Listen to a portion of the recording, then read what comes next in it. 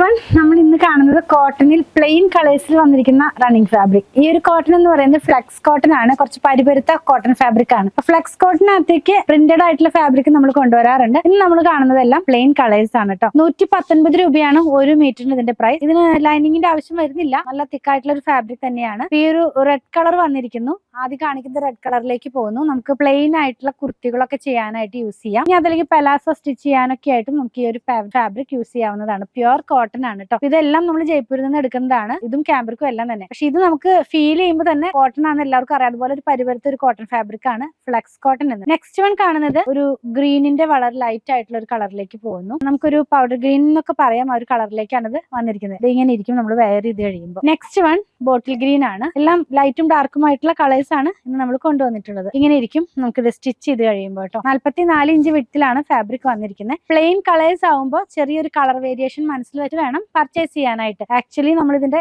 Actual colour എടുക്കാനായിട്ട് try ചെയ്യുന്നുണ്ട്. പക്ഷെ ചില കളേഴ്സ് പ്ലെയിൻ കളേഴ്സിലേക്ക് വരുമ്പോൾ പ്ലെയിൻ തന്നെയല്ല പ്രിന്റഡ് ആവുമ്പോൾ കുറച്ച് ചെറിയൊരു വേരിയേഷൻ വരുന്നുണ്ട്. അപ്പൊ അതൊന്ന് മനസ്സിൽ വെച്ചിട്ട് വേണം ഓൺലൈനിൽ പർച്ചേസ് ചെയ്യുന്നവർ പർച്ചേസ് ചെയ്യാനായിട്ട്. നിങ്ങൾക്ക് ഇതിൽ ഏതെങ്കിലും പർച്ചേസ് ചെയ്യണമെന്നുണ്ടെങ്കിൽ ഇതിൽ കൊടുത്തിട്ടുള്ള നമ്പറുമായി കോൺടാക്ട് ചെയ്താൽ മതി.